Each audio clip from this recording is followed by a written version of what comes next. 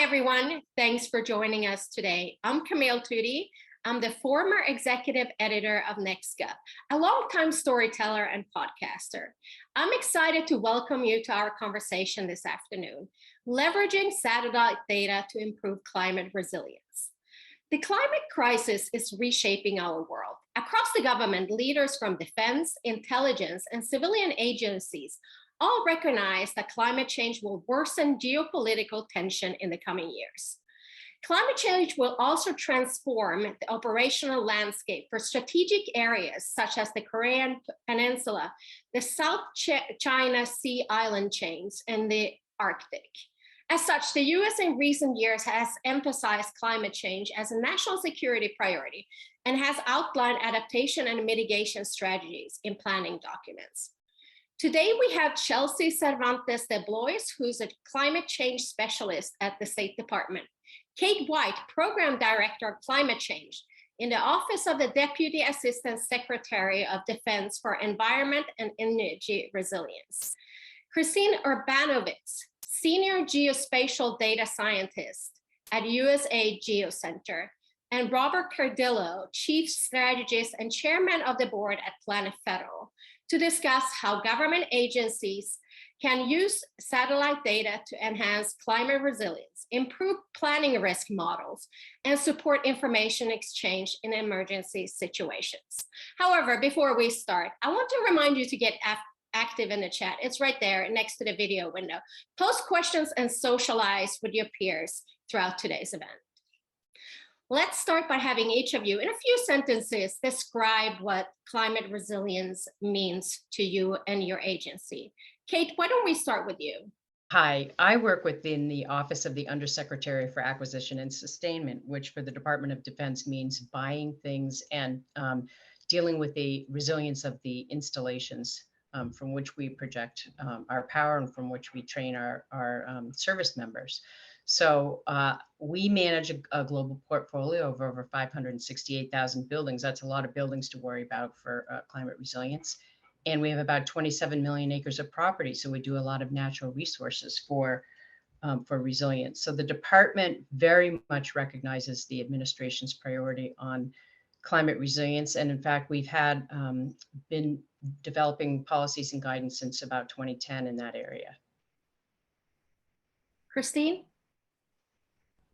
Sure. So to give you a little bit of context, the U.S. Agency for International Development is the foreign assistant lead for the U.S. government.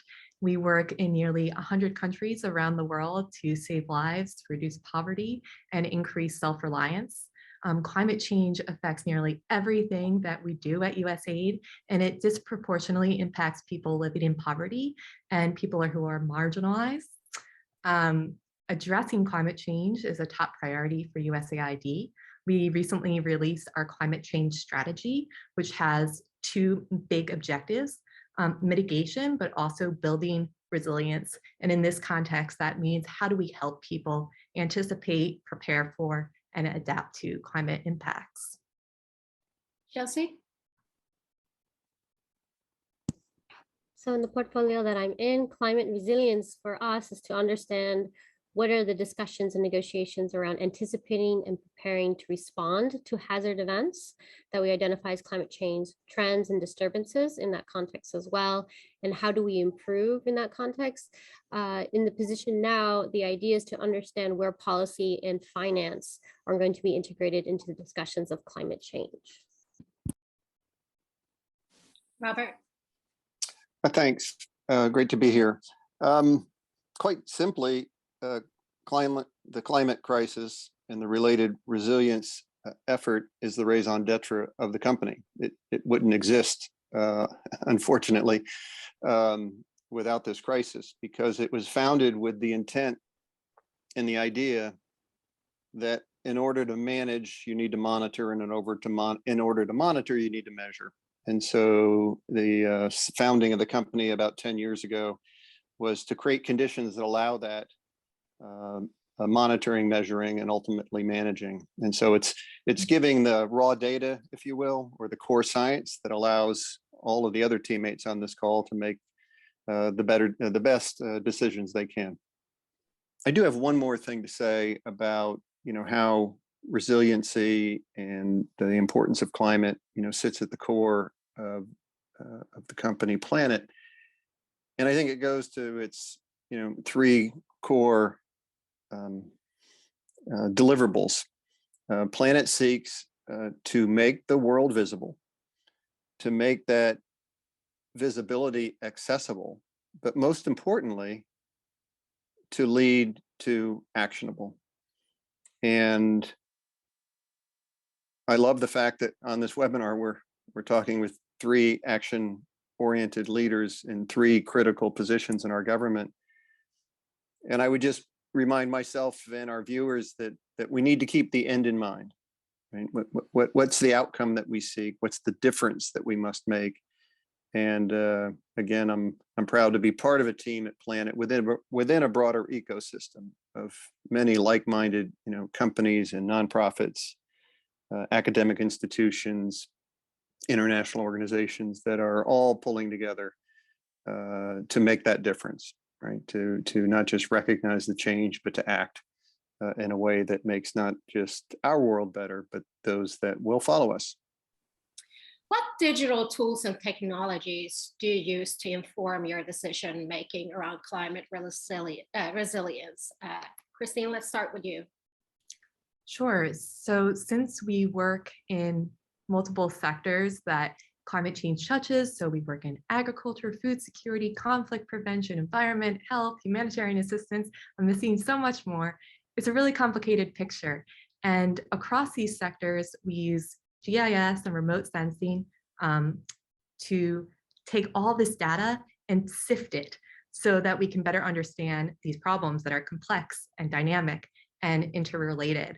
In particular, I work for the Geo Center. We're a team of geographers and data analysts and remote sensing specialists and we work with offices all around the world and in DC. We use GIS and remote sensing to identify hotspots of vulnerability, understand the context of where USAID works, and identify opportunities for future work in this context to build climate resilience. Kate? Yes, thank you. So I guess I want to go back again to this idea that the Department of Defense has the same basic definition of resilience that our other speakers have, and that's the ability to anticipate, prepare for, and adapt to changing conditions and to withstand, respond to, and recover both rapidly and wisely to these disruptions, as well as to adapt or transform when necessary to reduce the impacts of these disruptions. So to support that, we have a couple of digital tools that we use that are based on all kinds of different authoritative data sets. The first is the DoD Climate Assessment Tool, and this tool is a structured method that allows us to look at our risks to operating in climate-related hazards, and that's maintained by my office. And this lets us supports our internal climate-informed decision-making to help increase our installation resilience against climate hazard. So we look at several climate hazards: coastal flooding, very important for many of our installations, riverine flooding, extreme heat, drought, which is related again to that heat, energy demand, which is really important for us because energy resilience in the face of disruptions is increasingly important. Land degradation that could impact our training, wildfire, and then we look at historic extreme events in this digital tool. We also use the Dorsal Database, the DoD Regional Sea Level Database. This database is global in nature, and it helps project sea level rise locally for DoD coastal and tidally influenced military sites. So it's publicly available. We have site-specific adjustments for vertical land movement, ocean circulation, and ice melt effects in this tool, and many of these are underlain by remotely sensed or satellite altimetry data, as well as long-term tide gauge information. And the latter tool is supported by an interagency working group, the Coastal Assessment Regional Sea Levels Working Group, with the Department of Defense, the Army Corps of Engineers, the National Oceanic and Atmospheric Administration, the National Aeronautical and Space Administration, or NASA, EPA, U.S. Geological Survey, and others. So this is a very comprehensive group underlaying these sea level rise scenarios, which are very important in coastal flooding and in planning for the long term for climate resilience. Chelsea. Thank you, Kate, for that. That was an excellent summary. What I can add to that is here at State, for the depth I can go into, I would say really our goal is to use data visualizations to tell a story, to convey information in a compact format to policymakers. And so in order for us to engage in that, we have at State, as of 3 years, the Center for Data Analytics. We have a lot of open source, excellent data that they want to get engaged within our communities and interagency.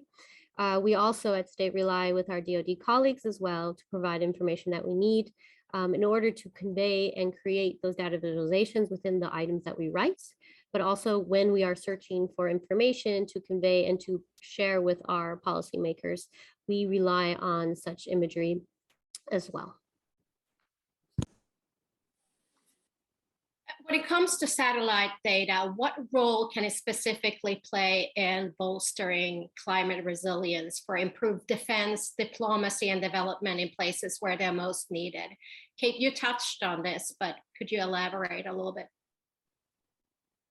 Sure. For the Department of Defense, really satellite and remotely sensed images underlie almost everything that we do, both in the operational realm and in our installation resilience, which is what I'm really here to represent. So satellite data, it's core to what we do in the DoD. It monitors changes in our operating environments, especially due to things like extreme temperature, extended rainfall, wildfire, on the rate of wildfire.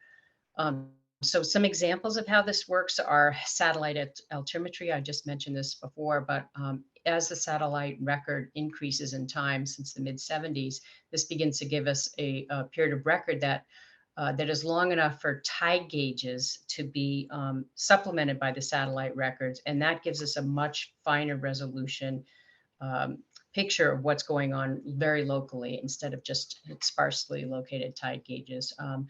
We look at temperature changes and other condition changes that impact our runways, our aircraft performance.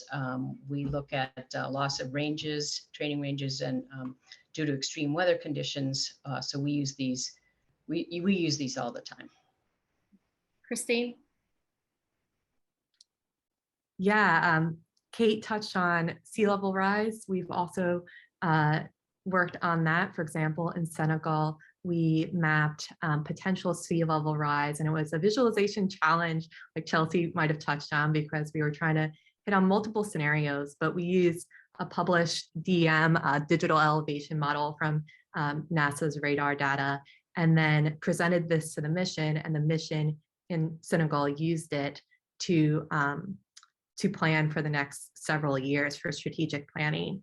We also use satellite data to complement a lot of our other data analyses. So for example, in Malawi, we combine satellite data on precipitation and flooding with information that comes from surveys, from household surveys, to figure out who is the most vulnerable to shocks, why are they the most vulnerable to shocks, and what will that look like in the future with climate change, as climate change exacerbates these shocks, that increases the magnitude and the frequency of natural hazard shocks and health shocks and agricultural shocks. So it's we use it a lot to complement our survey data work. And Chelsea, from a State Department perspective, diplomacy, what do you see there? Thank you both, Kate and Christine. You wrapped it really well. What I'd like to add to that, specifically in the state context, is satellite imagery currently, well, it's used in similar avenues. However, we're also using it in a way to guide a storytelling of understanding soil content, specifically in Africa, when we're looking at the Horn of Africa and droughts and rainfall measures. And we have specific interest in this preparing for COP27 that we have in Egypt this year. So understanding and using the satellite imagery when we don't have in the field access or information guides us to understand where and how we should guide policy climate finance, as well as diplomacy around climates when we have negotiation discussions prior to COP27. So this has been guiding us significantly in understanding where Africa is going and where Africa is lacking when it comes to the soil content, rainfall, but also too in the policy side of how they're navigating and preparing for COP27 and onward. And Robert, you spent some time in government as well, and now you're in industry. So what's your take there? So yeah, I mean, 3 years ago, I was in the other end of the equation where my co-panelists are making the tough decisions with all this data. Sometimes it's coherent, sometimes it's not. But now what I would say, the reason I'm so proud to be with the team at Planet, that for over 6 years now, the company with its fleet of small satellites has been imaging the entire landmass of the world every day. And talk about storytelling, Chelsea. I mean, that's when you can look back through time at land use, forestation, sea level rise that you all talked about. It can inform not just what happened yesterday, but what is likely to happen tomorrow. And the other thing I would add is by the way, that's electro-optical. So that's, what we see and use. It does have 8 bands to help with some of the agricultural and soil salinity questions. But I'm really excited to say what's coming is hyperspectral instruments. Planet is teaming up with the Jet Propulsion Lab to fly a sensor that will essentially map the planet's methane emissions. And as I said earlier, if we want to do something, and we do want to do something about controlling and ultimately reducing our methane emissions, we've got to be able to measure it in order to get to the management. And so within the next year, that sensor will be on orbit, and we'll be excited to share that as a public good. So when it comes to collaboration, where it's internally or externally, how can public, private, and cross-agency partners better leverage satellite data to increase global security and stability? Let's start with Kate. So it's really important that we pay attention to the partnership between the governmental agencies, the non-governmental agencies, and the commercial sector and the private sector. The work that Robert just mentioned of measuring, monitoring, and verifying greenhouse gas emissions is absolutely critical to us in the future.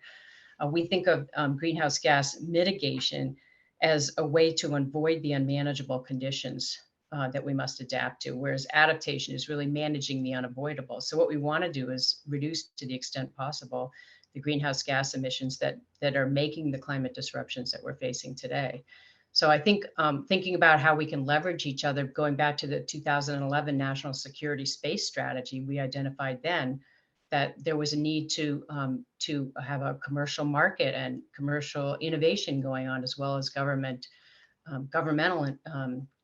imagery. About 10 years ago, when the satellite imagery began to outpace supply, the demand for that imagery, government partnered with the private sector to create this commercial market. And to the point now today where there's really a booming commercial market. And even today in Section 1612 of the 2021 National Defense Authorization Act directs the DoD to leverage these commercial geospatial intelligence services. So that tells you how far things have come in the last 20 years. And we give preference to these commercial satellite solutions that meet our requirements and are cost effective. So I think that the work that all of these companies do is helping us do a better job in monitoring forest deforestation, wildfires, monitoring Arctic and Antarctic conditions that are difficult to reach otherwise. We can sense them remotely, we can track them over time. It helps our weather forecasting that we need for near-term information on operations. And again, this idea that we can monitor greenhouse gases is really important. Christine, you're nodding along as Kate is speaking. Actually, that's she said stuff about Arctic and monitoring it from afar. That's actually where my PhD is from. So don't work in the Arctic anymore with USAID. But yeah, that's why I was nodding along. I don't know if that needs to be part of this. The monitoring from afar and learning from these collaborations is a big reason we use satellite imagery in USAID. These areas are hard to reach, and hard to monitor over the long term. I think Severe is an amazing example of a cross-agency partnership that leverages satellite imagery. So it's a partnership between USAID and NASA, and we collaborate with partner countries and organizations. And these collaborations result in tools that a partner can use so that they're using satellite data to understand or make decisions regarding either climate risk or land resource use. So I can give an example if that's cool. Yeah, so a simple example is in West Africa, climate change is resulting in shorter rainy seasons and fewer water resources. And that's a problem for pastoralists who need to find water bodies for their livestock. So Severe created a tool that leveraged satellite imagery to figure out in near real time where water was available. And then they take that information and they broadcast it out to the pastoralists over radio so that those pastoralists can figure out where they need to travel to find water. And that was very much a collaboration between two agencies as well as partners within that country. And Chelsea, Christine mentioned the global aspect of collaboration. So I assume that that's where state is working as well, and not just between US agencies.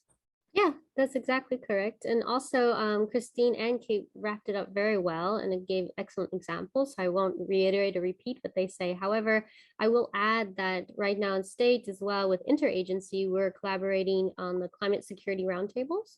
And this is an engagement with academics. And I think this is an excellent strong point right now. State as well as other agencies are engaging with the scholarship of what is going on and how we can use satellite imagery to improve and understand climate modeling, climate resilience, and where we're going forward. What are the models that we should be using? And the discussions I actually was engaged with yesterday during a workshop this week was understanding how to move forward for the next 4 years on specific model outlines. And how do we understand and describe climate change from different angles, specifically resilience, adaptation, and mitigation.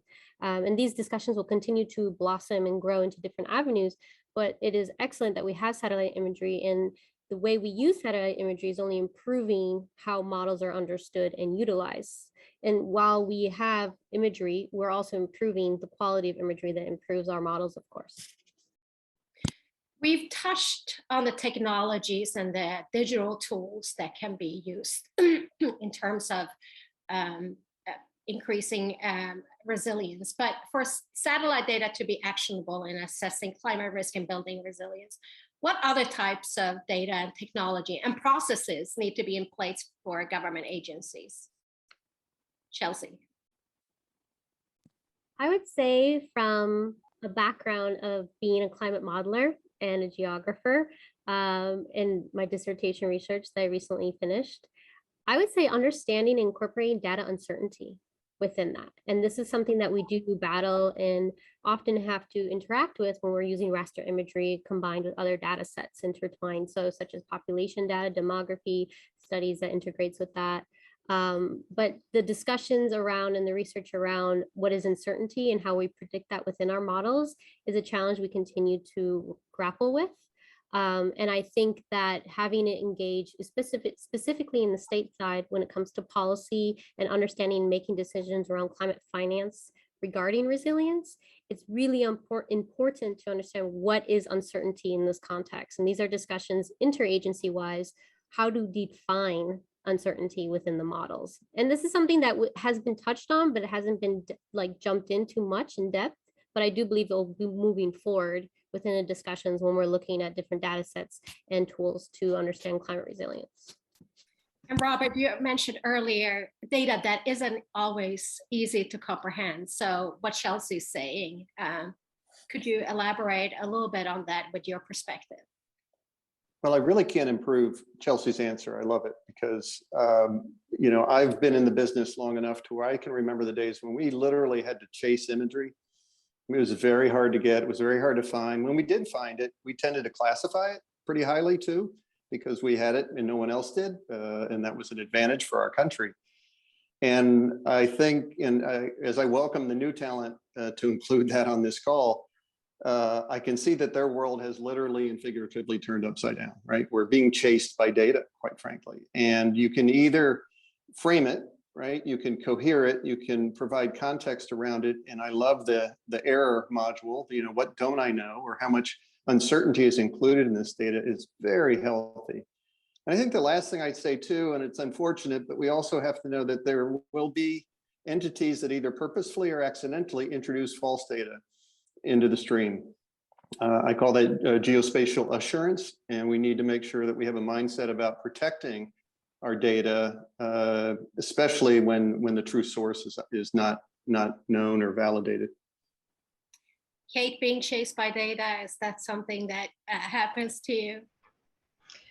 Yeah, definitely. There's so much data out there. You have to look at it, you have to validate it, you have to make sure you have that quality assurance. And Robert's point about geospatial assurance is very true, because especially when people are using near real-time satellite data for decision making, we have to have a clear continuity of path between the actual obtaining of the data and when we get it. So geospatial assurance is important, but I think more so, and both Chelsea and Christine have mentioned this, is that the remote sensing is really primed to be a great example of data sharing across the federal agencies and for the communities and the partner nations and allies that we work with. And part of this is we're building value, adding value to the data by using methods such as natural language processing, artificial intelligence, and other ways to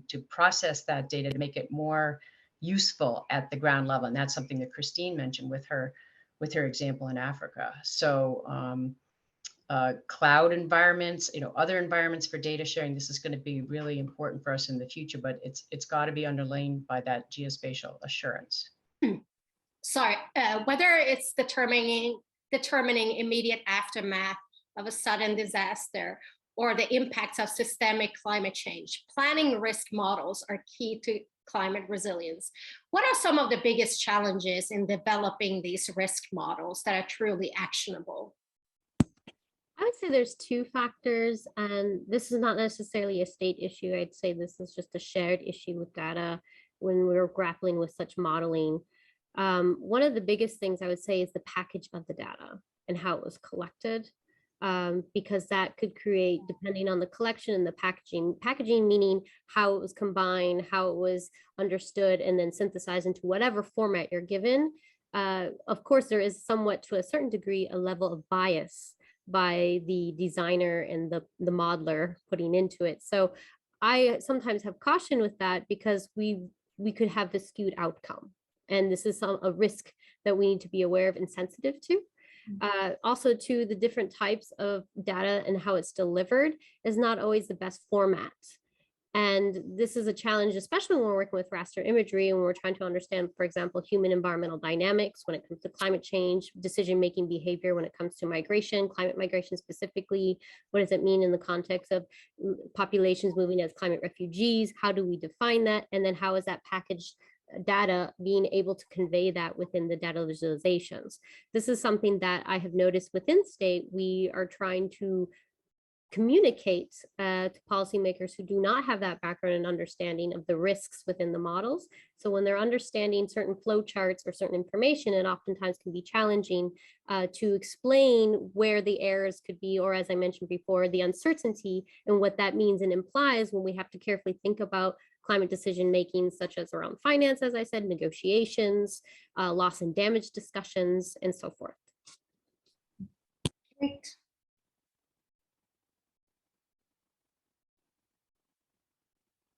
Kate? Yes, actually, I want to build on what Chelsea said. It's so important on how we treat the data, how we process that data, how we aggregate it. We often think of the pathway from data to actionable information is involving aggregating different sorts of data, integrating that data together, and then translating. And I think that's exactly what she just said. I mean, you've got to be able to translate it in a way that's useful to the decision maker, and you have to incorporate information both about bias, as she mentioned, and also about uncertainty. so that the decision maker has a full picture of the kind of information they're using to make that decision. So for us, a lot of effort has gone into that transition from data into actionable information for decision makers.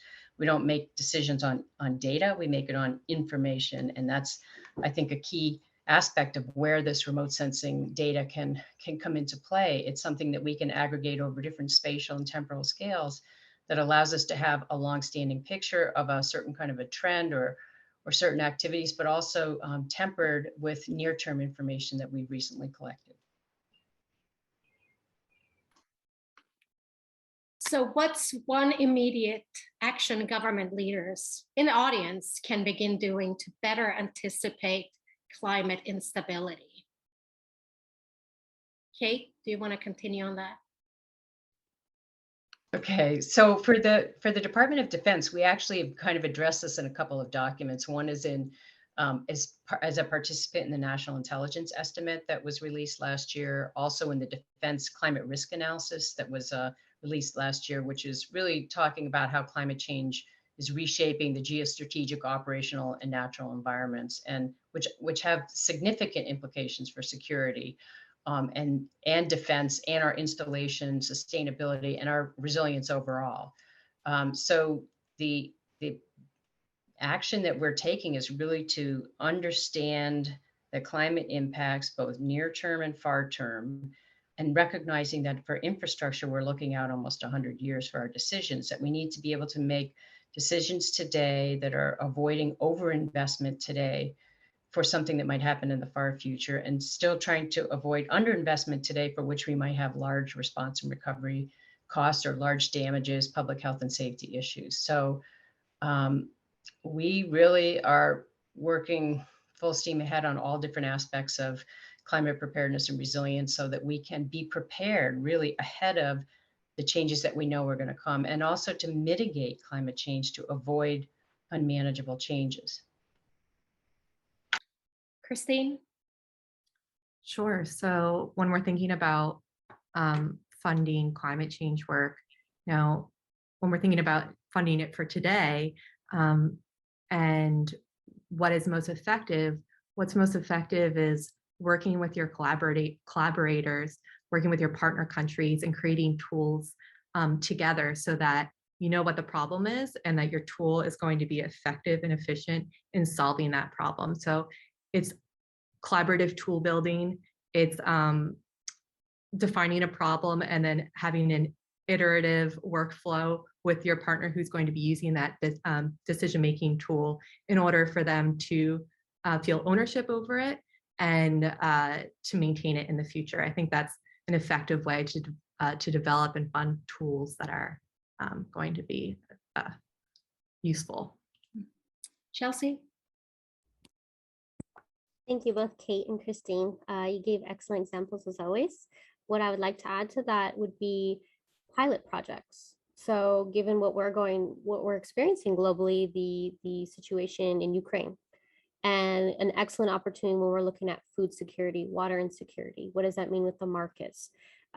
This is an excellent opportunity now to use satellite imagery to have pilot projects and develop toolkits.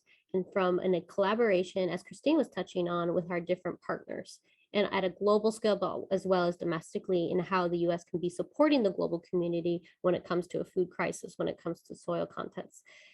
This is something that is in motion. I can't speak more to it, but it's quite exciting to see that we are using such tools and such imagery to improve and to design toolkits that we haven't had before, that are addressing real-time problems, that are affecting and positively importing new approaches and ways of thinking human environmental systems that we're dealing with constantly, and how climate change is an indicator, as an input within these systems that oftentimes were siloed or not included in previous models in the past. So this is a very exciting time to be working with data and to be chased by data, actually, because now we're somewhat selective and understanding how we design these toolkits. So this is a great time in what we're in right now with data. So thank you for having this. It's really exciting to talk about this and have such engagement with such experts.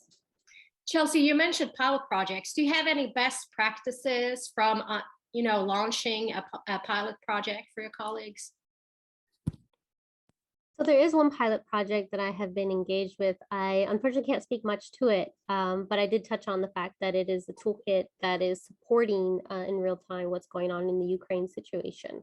And it's exciting to see from the ground up how it's developed and how it's been an interagency effort to understand how we can address food security specifically, but it's not just siloed event. The inclusion of climate resilience and climate adaptation is definitely a corner piece to that toolkit and understanding where we're moving forward with it. And then with that toolkit and understanding how it's supporting and addressing certain things in Ukraine, we now are looking at Africa. And what does that mean in the context at a global scale? What's going on with Ukraine? How is that impacting Africa? And then vice versa. I'm curious to hear from all of you. How do you think your roles will change over or evolve over the next few years? Christine, you're smiling. Do you see a big evolution there?